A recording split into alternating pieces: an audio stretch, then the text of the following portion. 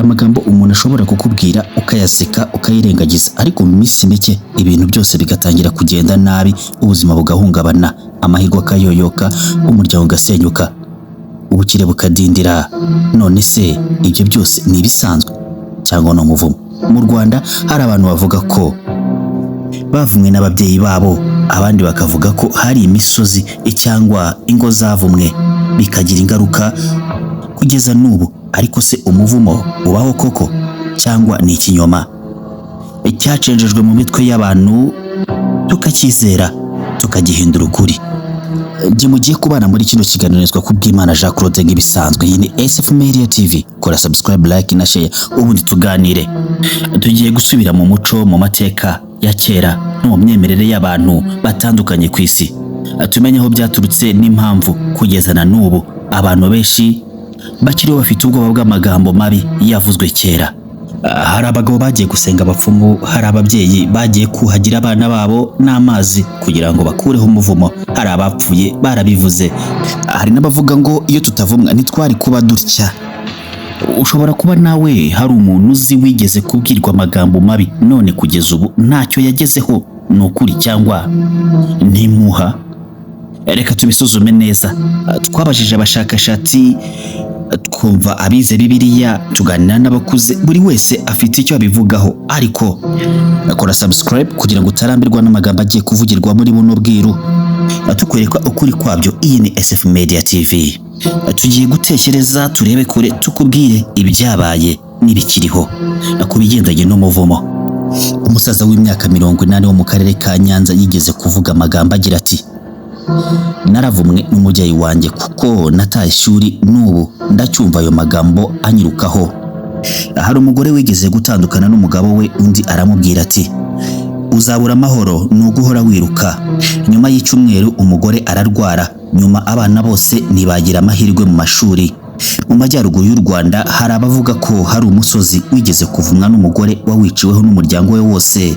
Uyu musozi bawita uw'ibyago kuko abawutuye bagiye bagira ibibazo byinshi by'amateka, ubukene, uburwayi butarangira.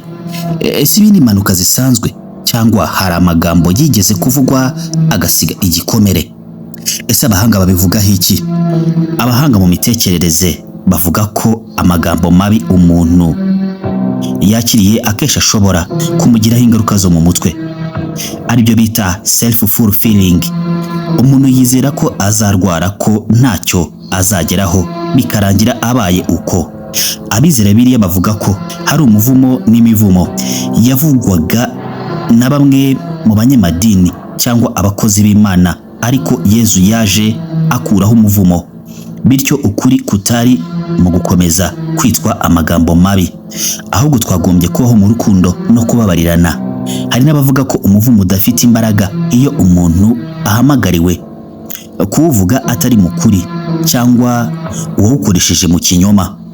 Iyo ushaka gukira umuvumo rero, hari abajya kwa shehe, abandi bakajya kwa pasiteri mu nsengero, abandi bakajya mu misozi mu gushakisha abapfumu, bakavuga ngo twajyanywe no gukurwaho umuvumo.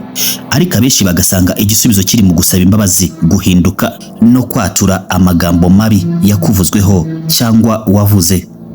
Umuvumo nubwo waba warabayeho ushobora kuvaho, ariko bigasaba ubushishozi n'umutima uharanira guhinduka.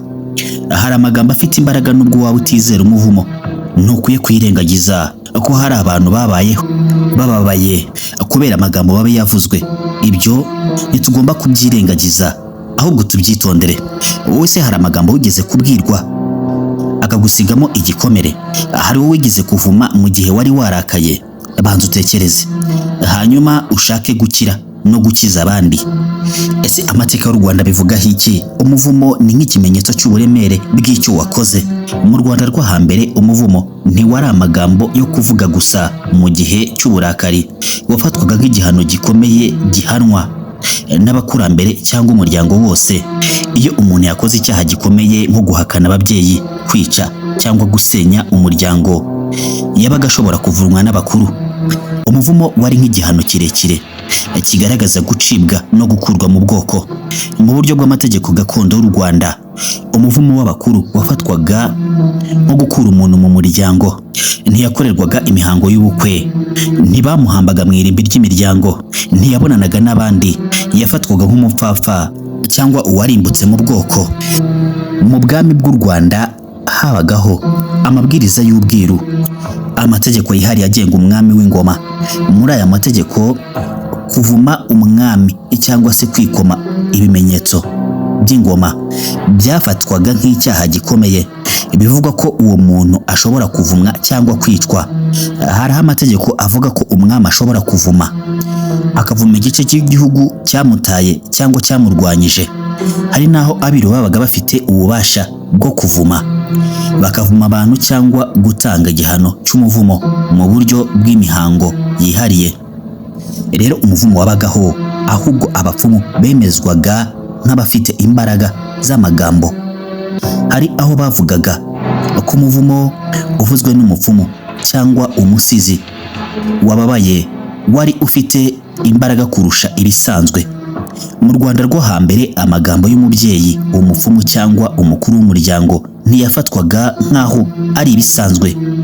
Bavugaga ko iyo bavumye, ibyo bavuze bihinduka ukuri. Umuvumo wa kera wajyaga ujyana n'imihango. Abantu baravugaga amagambo mabi ariko bakajya no gukora igikorwa gifite imvano n'umuvumo, nko gushyira ibuye ahantu, kumena amaraso y'itungo, kuvuga amagambo imbere y'ikintu cyera cyangwa cy'ubuturo bw'imiryango.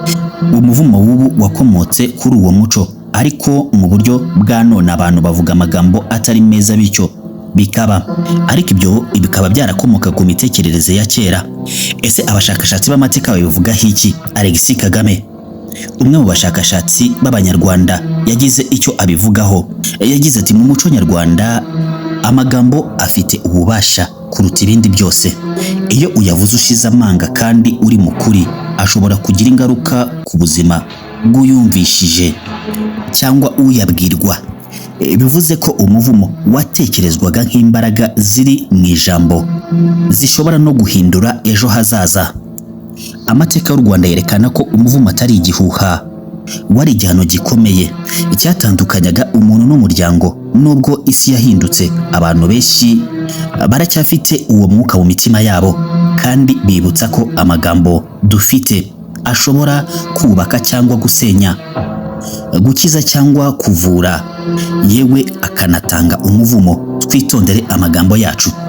Ngayo nguko rero mwabyumvise ko umuvumo ni ibintu by'ukuri kandi biriho. Ngi mwabanaga muri no nkuru yitwa Kubwimana Jean Claude. Stay on touch. Nibagiwe gukora subscribe, like na share. Ndabakunda.